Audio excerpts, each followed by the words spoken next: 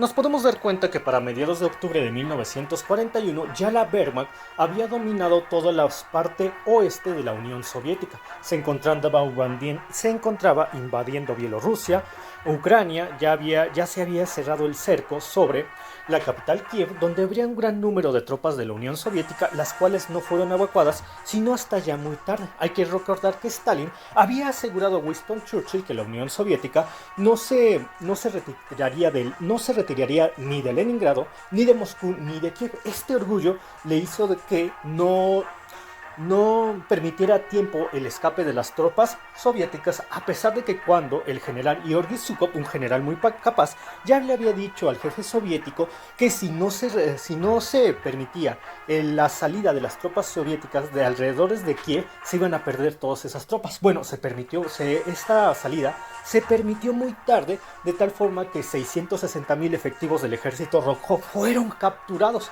a lo cual Hitler dijo como la mayor hazaña militar de la historia moderna, y de hecho puede ser que de la historia de la humanidad desde el punto de vista del líder alemán, aunque el general Halder, jefe del Estado Mayor, lo llamó como el mayor error estratégico de la historia. ¿Y eso por qué? Porque hay que recordar, Halder, el jefe del Estado Mayor, quería avanzar directo hacia Moscú, y cuando Hitler frenó el avance del frente centro que se dirigía hacia Moscú para reforzar los flancos, es decir, el frente norte y el frente sur, esto horrorizó a la plana mayor del Estado General alemán, porque se perdía un valioso tiempo en avanzar hacia Moscú y en cambio se protegían dichos flancos. Aunque hay que decir que Hitler evitaba de manera psicológica esta ruta, porque era la misma ruta que había seguido Napoleón en su campaña de 1812 y que lo había conducido al fracaso en el intento de tomar la capital soviética. Bueno, en ese tiempo no era la capital soviética, estoy diciendo un anacronismo. En ese tiempo, en 1812, era la capital del imperio zarista. Por lo que tenemos que Halter, junto con otros generales, no podía creer que esto estuviera corriendo, además del hecho de que Hitler cambiaba muy a menudo los planes. Primero decía que avanzaran hacia Moscú, luego que no, luego que reforzaran los blancos, luego que rodearan a las tropas soviéticas en las cercanías de Kiev, luego que fueran de nuevo al frente. Esto obviamente desesperaba a los generales, y bien ya no sabían qué hacer, a pesar de que habían avanzado de una forma muy rápida en la Unión Soviética. Sin embargo, ¿qué pasaba? El invierno se acercaba peligrosamente, y los generales, comandantes y demás oficiales de la Wehrmacht sabían perfectamente que sus tropas no estaban preparadas para enfrentar una guerra en invierno, aunado al hecho de que Hitler no había autorizado que a la Wehrmacht se le dieran provisiones para resistir esta etapa invernal. No tenían ropa adecuada, su equipamiento se trababa con la nieve, con el frío, los tanques no avanzaban, de hecho hasta se tenían que poner fogatas junto al motor de los tanques para descongelar la gasolina y que pudieran encender los motores. Pero ¿por qué no hizo esto Hitler? Es que el hecho de haber llevado todas las medidas precautorias con el fin de enfrentar el invierno era aceptar que la campaña podía durar más de lo previsto, y esto es algo que Hitler no se quería permitir. Entonces tenemos esta situación para mediados de octubre de 1941, cuando las tropas alemanas habían realizado grandes embolsamientos en el frente norte, en el frente sur, en el frente norte, en el frente sur, pero que no avanzaban en el frente centro con dirección a Moscú. Entonces empezaron a desesperar, los generales se empezaron a preocupar, pero una vez que se reactivó el frente centro con el fin de por fin dirigirse a Moscú a finales de octubre de 1941, ya era demasiado tarde. El invierno nos iba a alcanzar. Bueno, tenemos que ya una vez que para mediados de noviembre de 1941 las tropas del ejército alemán se ubicaban a 160 kilómetros de la capital de la Unión Soviética, Moscú, Stalin se aterrorizó y mandó llamar a Zhukov de manera urgente. Hay que recordar que Stalin, cuando perdió los nervios en el rodeo a Kiev y despidió a Zhukov como su jefe del Estado Mayor, cuando este le sugirió que diera permiso a las tropas de retirarse, lo mandó una vez que lo despidió de este puesto, lo mandó a proteger la ciudad de Leningrado, sobre la cual se estaba llevando un terrible asedio. Entonces tenemos que Zhukov fue enviado a esta ciudad al norte de la Unión Soviética, de hecho da al mar Báltico y está muy cercano a las fronteras de Finlandia, para protegerla. Hay que decir que el sitio de más de de más de 800 días de la ciudad de Leningrado, el cual por fin pudo levantarse hasta mediados de 1944, era abastecida por el Camino de la Vida. Pero ¿en qué se basaba este dichoso Camino de la Vida? Hay que tomar en cuenta que las principales rutas terrestres que tenía la Unión Soviética contra esta ciudad, la ciudad de Leningrado, la antigua San Petersburgo, la ciudad de los zares, habían sido cortadas por el avance de la Wehrmacht y también por los ataques del ejército de Finlandia, que había reiniciado la guerra de invierno contra la Unión Soviética, por la cual la verdad le provocaron muchas bajas al ejército rojo, con una diferencia de bajas de 1 a 5 en favor de los fineses. Y ahora seguían con esta guerra que se le había llamado como la guerra de continuación en esta alianza que habían tenido con los alemanes.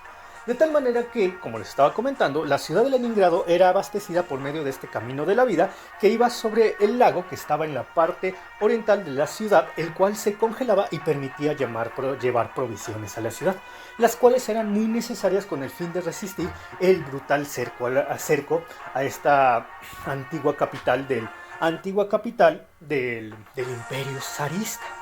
De no haber sido por esto, la ciudad no hubiera resistido y hubiera sucumbido ante los ataques de las fuerzas del Eje y sus aliados. Bueno, Zhúkov había llevado a cabo una defensa muy efectiva de la ciudad. Y como se había comentado anteriormente, para mediados de noviembre de 1941 fue llamado de emergencia por Stalin para que defendiera la capital de la URSS, Moscú. Entonces, Zhúkov se regresó por avión hacia Moscú y empezó a llevar a cabo la defensa de la ciudad. Para eso, ya antes se habían pedido la ayuda de las tropas siberianas que se encontraban en el sudeste asiático, no sin antes asegurarse de que Japón, que era aliado de Alemania en ese momento, no atacara las tierras del lejano este soviético. Por medio del espía Richard Sorge, Stalin se pudo enterar que realmente los japoneses planeaban atacar la tropa estadounidense en el Pacífico, Pearl Harbor. Pero también se confirmó por diversos movimientos y otras fuentes de inteligencia que lo que decía Sorge, a quien Stalin no le tenía tanta confianza, era efectivamente verdadero, por lo que se podían trasladar todas estas tropas para defender la capital de la Unión Soviética. Entonces llegaron estas tropas siberianas, ya curtidas en el combate contra los japoneses. Zhúkov empezó a armar la defensa, mandó a cientos de miles de hombres a que tomaran sus posiciones y también hizo que varios cientos de miles de mujeres cavaran trincheras para reforzar las defensas de la capital de la Unión Soviética. Entonces vemos que entre mediados de noviembre de 1941 y finales de ese mes, las tropas alemanas se acercaron ya a la capital de la Unión Soviética y empezaron a destacarse en la pinza norte y en la pinza sur. De hecho, las unidades de combate alemán llegaron a estar tan cerca de Moscú que se cuenta la anécdota que hubo un motociclista de la Wehrmacht que llegó a las orillas de Moscú, aunque fue abatido por oficiales del NKVD. Tan cerca estaban estas tropas que también los mismos oficiales, por medio de sus binoculares, podían ver los cañones antiaéreos que habían sido colocados alrededor de la Plaza Roja.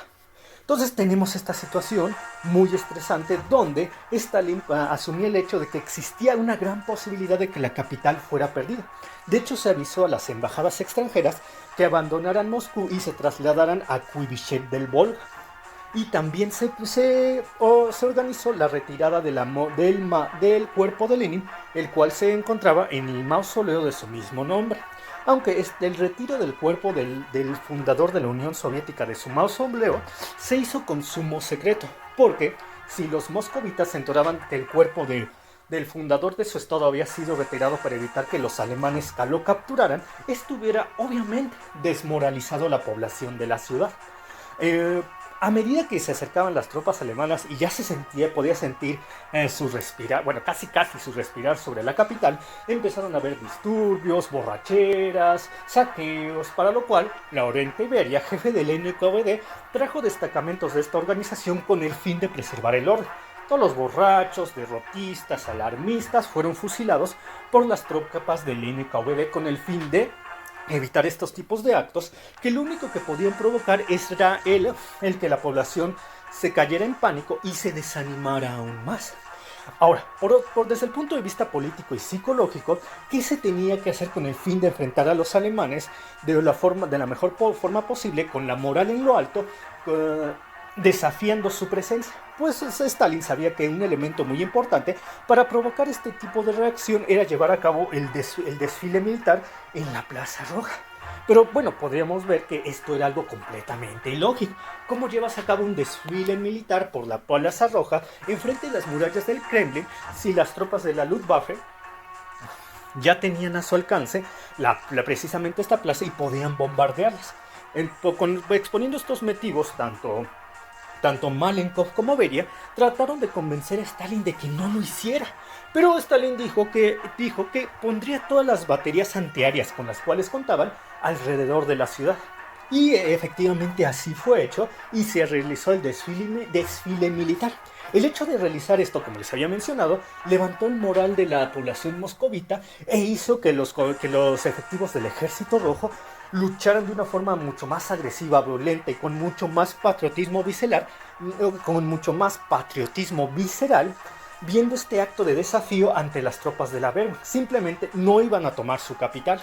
Entonces nos podemos dar cuenta que una vez que las tropas desfilaban enfrente del mausoleo de Lenin y se dirigían directo a la batalla, lo hacían con el mejor ánimo posible. Tenemos que pronto se llevaron a cabo contraataques sobre las líneas salientes del ejército alemán, tanto al norte como al sur de la ciudad. Los generales, el cuerpo del ejército alemán, tanto las unidades de infantería, las unidades de tanques, empezaron a ser rechazados. En el frente centro, que se iba a encargar de la estocada potente contra Moscú, simplemente se tuvo que detener porque se tuvieron que enviar refuerzos al frente norte y al frente sur, con el fin de evitar que estos dos frentes fueran embolsados, lo cual hubiera resultado en una tremenda catástrofe para la Wehrmacht. De hecho, el frente sur estuvo a punto de ser embolsado y únicamente la actuación de la Luftwaffe bombardeando las líneas soviéticas evitó que esto ocurriera. Y una vez que se hubo rechazado esto por medio de la acción de la infantería soviética, las nuevas tropas siberianas que habían llegado, que al tener tanta experiencia combatiendo de manera efectiva a los japoneses, despedazaron a los efectivos de la Wehrmacht y tapizaron el suelo enfrente de la capital soviética de cadáveres alemanes. Entonces vemos que la desbandada generalizada del ejército alemán tuvo que recorrer hacia el oeste 160 kilómetros alejándose de Moscú. Por el momento la capital de la Unión Soviética se había salvado y en posteriores videos se especificará de una forma mucho más detallada cada uno de los movimientos y datos curiosos que hayan ocurrido en esta batalla. Entonces los invito a que nos sigan viendo en este canal, donde se desarrollará mucho más material. Por el momento me despido, hasta pronto.